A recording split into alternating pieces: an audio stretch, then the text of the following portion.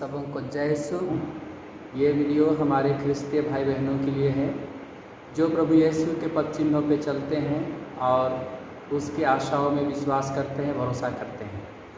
हम लोगों को ईश्वर के प्रेम से और पड़ोसी प्रेम से अलग करने के लिए शैतान ने हमें आइसोलेट करने के लिए इस महामारी के द्वारा हमें एक योजना बनाई है और उस योजना में हमें आइसोलेट किया जा रहा है क्योंकि हम सरकार के गाइडलाइंस के अनुसार हमें चलना है।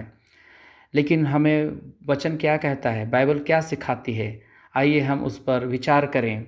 हम पढ़ते हैं संत यूहन्ना का पहला पत्र अध्याय 4 पद संख्या 7 और 8 में वचन लिखता है, प्रिय भाइयों, हम एक दूसरे को प्यार करें क्योंकि प्रेम ईश्वर से उत्पन्न होता है और जो प्यार करता है वह ईश्वर की संतान है और ईश्वर को जानता है।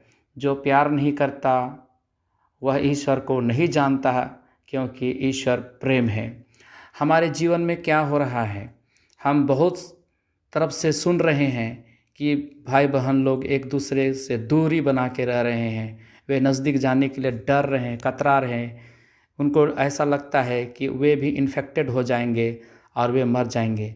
परंतु क्या हमारा कर्तव्य नहीं बनता है कि उस व्यक्ति को हम जो हमारे भाई बहन है उसे हम सेवा करें, उन्हें जो भी ज़रूरत की बातें हैं, चीज़ें हैं, हम उन्हें पूर्ण करें। परंतु हम जो सरकार जो गाइडलाइंस देती है उसके अनुसार चलने के लिए तैयार हैं, लेकिन बाइबल के गाइडलाइंस से हम दूर होना चाहते हैं। क्या आपको यह गलत नहीं दिखाई देता? क्या वचन में नहीं लिखा है कि ईश्वर हमें हर एक विपत्ति से बचाएगा? तो फिर हम इतने डरे हुए क्यों हैं?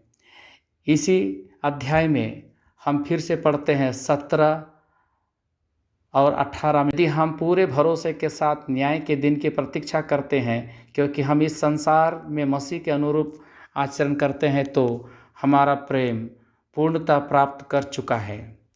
प्रेम में भय नहीं होता। पूर्ण प्रेम भय दूर करता है क्योंकि भय में दंड की आशंका रहती है और जो डरता है उसका प्रेम पूर्णता तक नहीं पहुंच जाता है। देखा आपने, प्रभु हमें क्या सिखा रहा है कि जो डरता है वह अवश्य मरेगा और वह पूर्णता प्रेम नहीं करता। तो अगर हम अपने ही भाई बहनों को सेवा से कतराते हैं तो हम इसका मतलब डरते हैं, हमारे अंदर में पूरा प्रेम नहीं है। अगर पूरे प्रेम से हम अपने भाई बहनों को सेवा करते हैं तो हम अवश्य ही हम बचेंगे। हमें किसी भी प्रकार की वायरस से और किसी भी प्रकार से हमें डरने की ज़रूरत नहीं है। हम अपने भाई बहनों को आइसोलेट ना करें।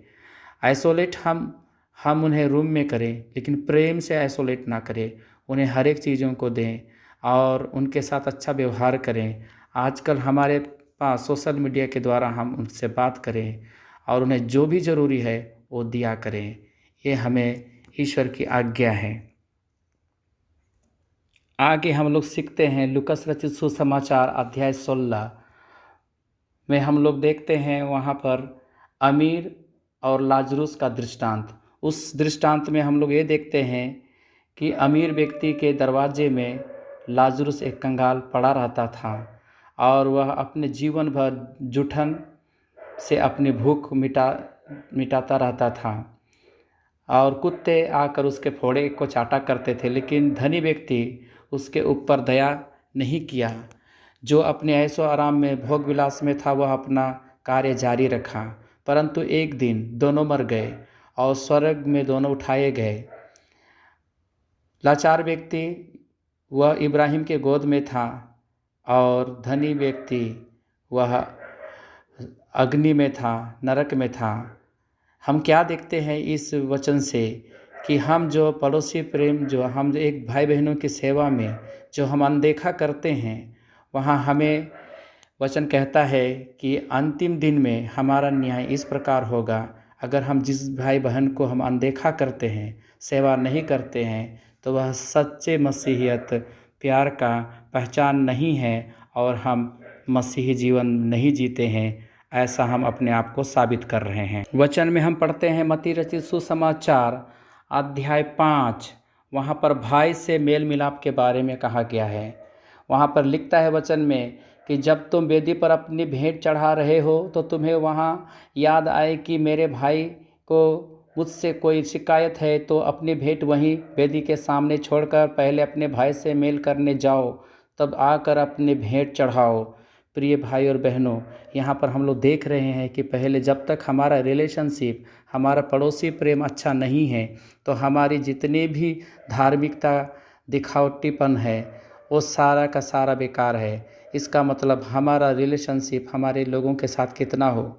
इस कोरोना काल में क्या हमारा जीवन सचमुच में हमारे बाइबल के आधारित है, या हम डर के मारे अपने जीवन को बचाने के लिए केवल हम बच रहे हैं और दिन भर हम व्यस्त हैं, हम स्टीमिंग ले रहे हैं, भाप ले रहे हैं, काढ़ा पी रहे हैं।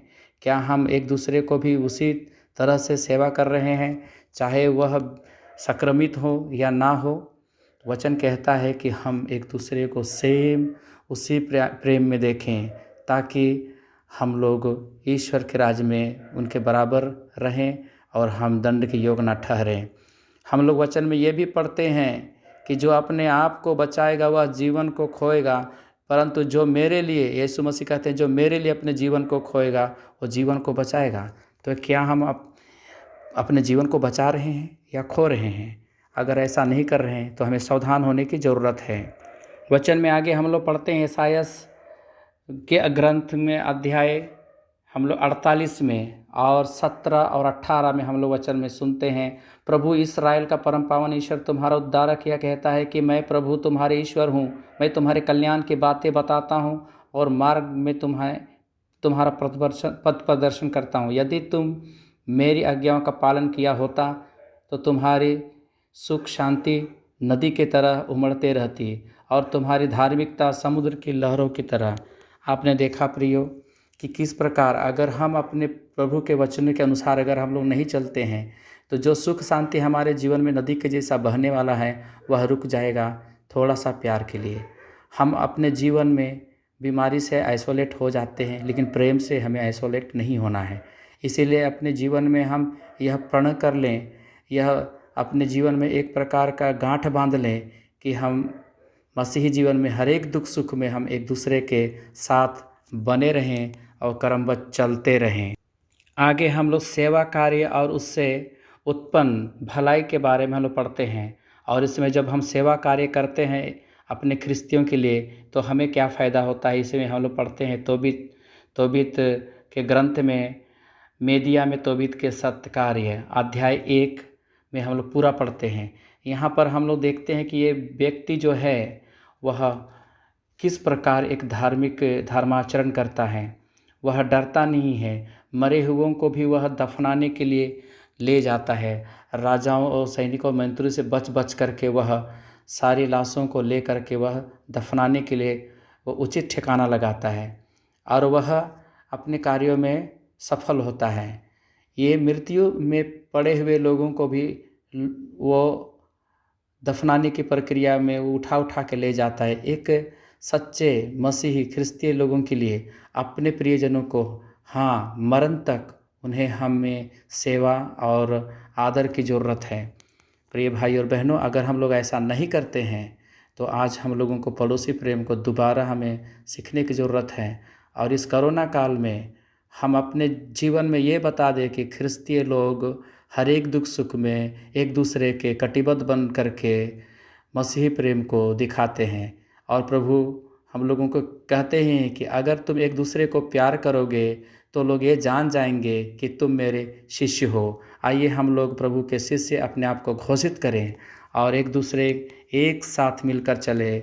प्रभु आप लोगों के साथ रहे, प्रभु की शांति आप लोगों के साथ रहे और प्रभु आप लोगों को हर एक प्रकार के बीमारियों से बचाए।